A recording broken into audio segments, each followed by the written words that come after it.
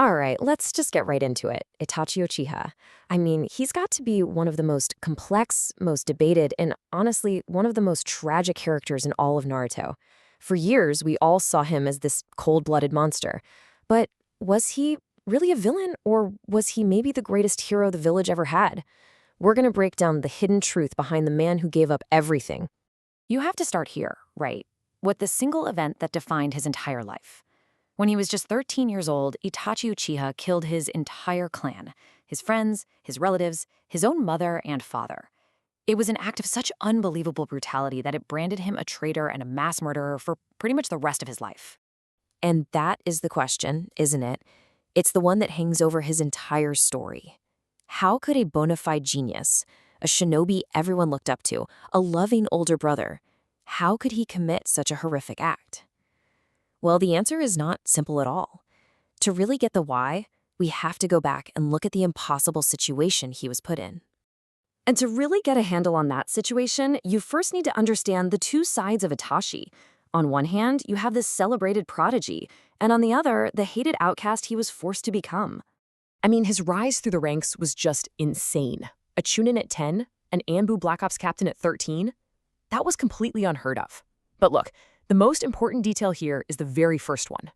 At just 4 years old, he saw the horrors of war with his own eyes, and that experience forged in him this deep, unwavering desire for peace. His goal above absolutely everything else was to prevent conflict. And the real irony here is that it was this deep-seated desire for peace that threw him into the most dangerous role of his life, that of a double agent stuck right in the middle of two sides about to go to war. This just perfectly lays out the tightrope he was forced to walk. His own clan, the Uchiha, felt they were being pushed aside, discriminated against, and they wanted him to use his position in the Anbu to spy on the village leaders. But at the exact same time, the village leadership, who were terrified the Uchiha were planning a coup, ordered Itachi to spy on his own family. He was trapped, loyalty to his blood versus duty to his home. So this tension didn't just go away. It got worse and worse until Itachi was backed into a corner where he had to make a choice that was, well, it was truly impossible. So here's the breaking point. The Uchiha coup wasn't a possibility anymore, it was happening. Itachi knew it would tear the village apart, sparking a civil war that could easily ignite another world war, killing countless innocent people. A village elder, Danzo, gave him this absolutely horrific ultimatum. Okay, option A, side with your family. The village will crush the rebellion and every single Uchiha will be killed, including your innocent little brother Sasuke. Or option B, you can stop the war before it starts by eliminating the clan yourself. And the only so-called mercy they offered him, your brother Sasuke's life will be spared. In those final gut-wrenching moments, Itachi had to confront his own parents. But they didn't fight him. They knew. They understood the horrible burden he was carrying for everyone. They actually told him they were proud of his choice and just asked him to take care of Sasuke, accepting their own deaths at their own son's hand, all for the sake of peace. And with that, Itachi's real mission began. He had to leave behind his home, his name, his entire identity, and embrace the life of a villain so he could protect the world from the shadows. And to keep up this villain act, the sacrifices he made were just immense. He became an internationally wanted S-rank criminal. He joined the Akatsuki, a terrorist organization, not to help them, but to spy on them from the inside and feed information back to Konoha.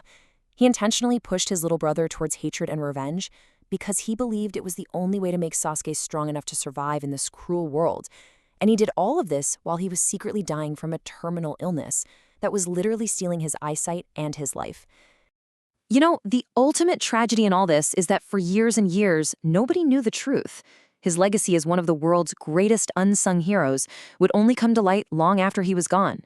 In the end, he actually let Sasuke kill him in their final battle. But his death, it wasn't a defeat.